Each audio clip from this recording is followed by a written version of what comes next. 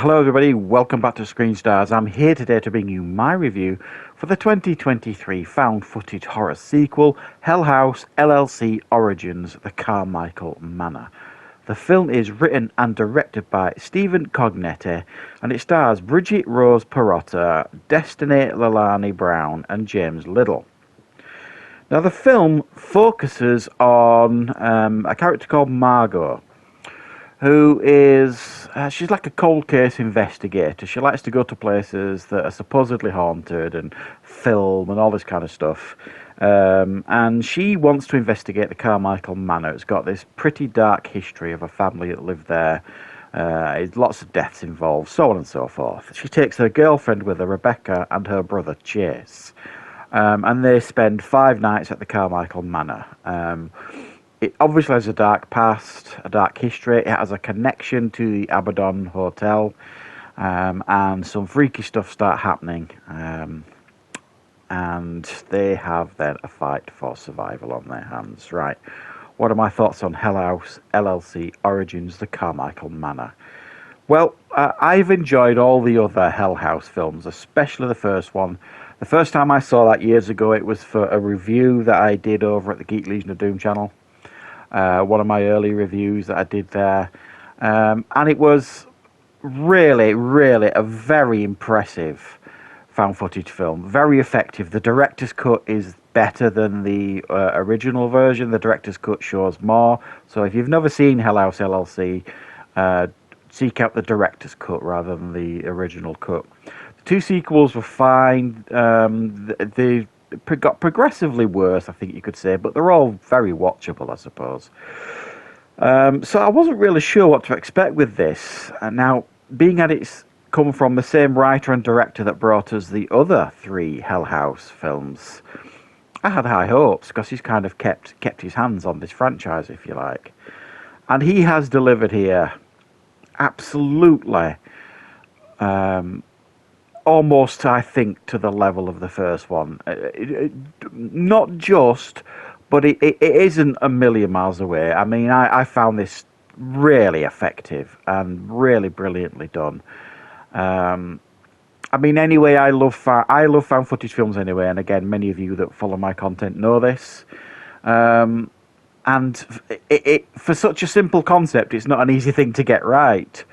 And this guy really does understand the genre. And this, very similar to the others, especially the first, has got like almost like documentary type footage sewn into it. It's got interviews with people, all that kind of stuff. And some of it feels like filler, but some of it is, adds to the world building, I suppose, or the aura of the film. But the real crux of this film are these 3 characters in the Carmichael Manor, and each night gets progressively worse, as you can imagine. And for me, I just found it really effective. A lot of the scares, I mean, even when a lot of the scares have happened, there's no huge special effects going on here. It could just be a simple thing of somebody off shot throwing a bouncing ball down the corridor. But the way it's filmed and the reaction of the actors playing their parts completely immerses you. And that's something I really have to compliment here. I thought all the actors here did a fantastic job. For me, sometimes you've got to believe on found footage that the people you're watching through these cameras are real people, just like you and me.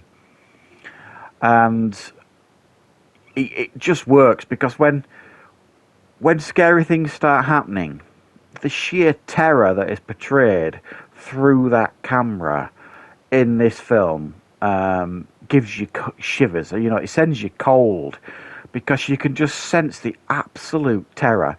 Now, I don't know if the director didn't tell them what was happening and just let it happen, and which made it more realistic, or if it was just bloody good acting. Either way, it drew me in as an audience member. Just someone in a cloak walking across a corridor and the reaction to that, trying to escape through the grounds and to see these cloaked people following them and their reaction. The simple things, and then the last 15, 20 minutes of the film, they throw the big scares at you. You know, I mean, they're not stupid. They know what made, or one of the big things that made the first film so scary, and that's them goddamn clowns down in the cellar in the basement. They were so freaky. So they've made absolute use of that again in this film to great effect. There's nothing I don't think spookier than seeing someone dressed in a clown suit stalking you. This film just absolutely nails that. And again, with the reactions of the actors to everything that's going on around them, it just absolutely sells it. So I really do have to take my hat off. You know, they've got to the fourth film in this franchise now, and I think he's learned what works and what doesn't work in this franchise. He's not leaned very heavily into the stuff that doesn't work, and I think, you know, some of the archive footage they're showing this and some of the interview stuff is the weaker part of the film, but he's not overdone it. He's really focused on these characters in the Carmichael Manor, and he's slowly built that tension, slowly built that distrust and, you know, fear that is building over time while they are in this manor. And they even do everything right, really. They even try and leave. You know, I often say when I'm watching movies like this, why would you just leave? Why wouldn't you just leave in these scenarios? Well, they do try and do that in this film, to little effect.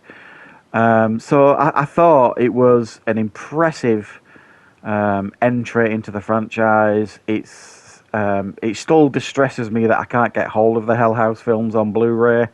I just wish that they would release them in Europe and give us like a box set with all four on.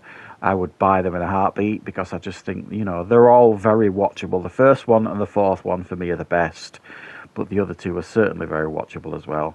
And to be honest, not that I wouldn't want to see another Hell House film, but I'd like to see what else this director can do, this writer-director, because he understands the genre and he understands horror.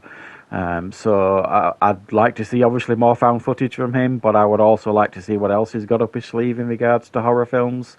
But guys, if you like found footage and you've been, you know, casually watching the Hell House movies, check this one out. If you haven't seen any of the Hell House movies, this one is loosely connected. I mean, he's not cleverly... I mean, cleverly, he's kind of loosely connected it to his other films, but it's more of a, as the title suggests, more like an origin story, I suppose. So he's not focused too heavily on the baggage of the first three films, which I think is kind of what made the second and third one bring diminishing returns, because he tried to focus too much on that story and the Abaddon Hotel and stuff, and this time he's smartly not done that. He's just kind of loosely linked them. So I think I'd picked the best things from what worked in the Abaddon Hotel and added them to this film. So yeah, check it out, guys. I was quite impressed with this one, I'm not going to lie. So thank you for joining me. I hope you enjoyed this review. Thank you very much. I will be back with plenty more reviews and content on the channel very, very soon.